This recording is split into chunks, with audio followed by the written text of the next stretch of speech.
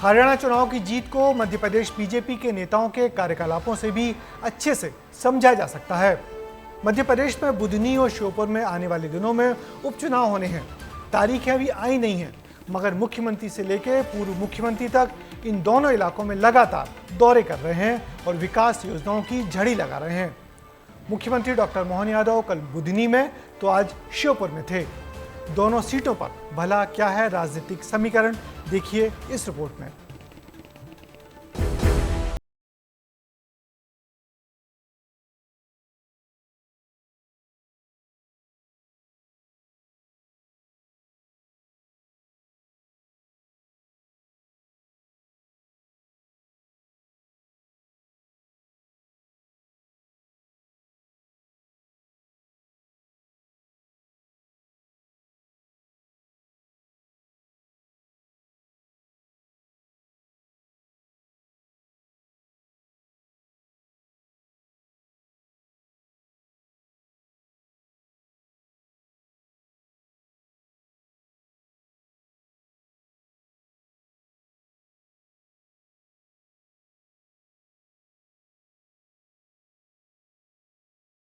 में हमारी अपनी वन ग्राम समितियों का एक बड़ा कार्यक्रम हुआ, जिसमें वन ग्राम समिति के साथ साथ विकास के मामले में एक एक करके जो जो मांगे यहाँ कही गई है, मैंने सभी मांगों को मंजूर किया है।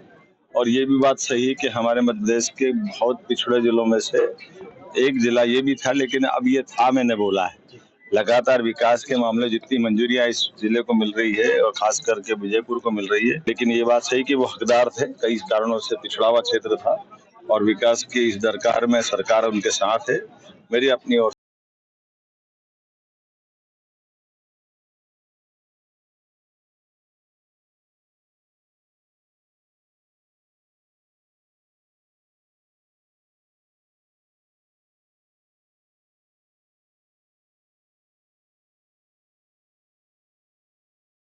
भैरूंदा की तो चांदी कर दी मोहन यादव जी ने। एक बार फिर तालियां बजाओ। वो बहुत अच्छा काम कर रहे हैं और मैं उनको शुभकामनाएं देता हूं। कोई गलत फहमी में ना रहे, मेरी शुभकामनाएं भी और बड़े भाई होने के नाते आशीर्वाद भी। मध्य प्रदेश को प्रगति और विकास के पथ पर ले जाओ मोहन। प्रधानमंत्री जी का आशीर्वाद तो है ही, मेरा आशीर्वाद और स्नेह सदैव आपके साथ रहेगा। एक बार फिर तालियां बजाओ जोर। इस दौरान शिवराज सिंह चौहान के क्षेत्र को सीएम मोहन यादव ने भी कई सौगातें दी हैं। यद्यपि हमारा बुधनी और सीहोर तो विकास के पैमाने पर लगातार नए नए कीर्तिमान बन रहा है। आपने कहा कि यहाँ बुधनी में चारों नगरीय निकाय में भेरुंदा, रेहटी, बुधनी, शाहगंज में अधोसंरचना के लिए 2-2 करोड़ अर्थात 8 करोड़ मांगे। 8 ही करोड़ देने की घोषणा करता हूं। विधानसभा में आचार संहिता लगने के कारण से माननीय शिवराज सिंह जी भाई साहब की कुछ घोषणाएं रह गई थी पूरी। एक एक घोषणा पूरी की जाएगी, कोई घोषणा खाली नहीं जाएगी, ये पक्का आश्वासन।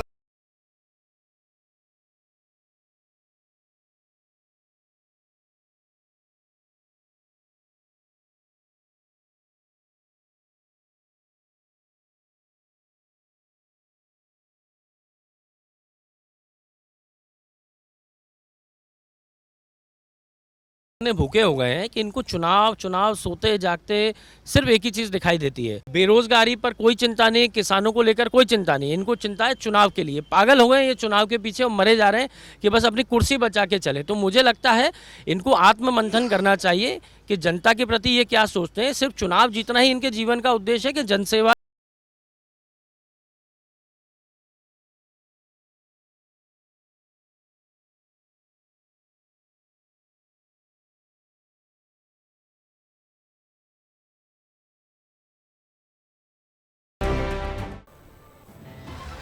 बीजेपी अपने कार्यकर्ताओं और नेताओं की मेहनत की बदौलत ही करीबी और कठिन चुनाव जीत जाती है। ये पिछले कुछ चुनाव में हमने देखा है। मध्य प्रदेश के बाद हरियाणा में भी तकरीबन यही कहानी दोहराई गई। एक बात और है कि बीजेपी किसी चुनाव को छोटा नहीं समझती, फिर चाहे वो लोकसभा चुनाव हो या विधानसभा का उपचुनाव। सीट खाली होते ही पार्टी मैदान में उतरकर चुनाव की जमावट में जुट जाती है और इन दोनों सीटों पर इन दिनों यही हो रहा है।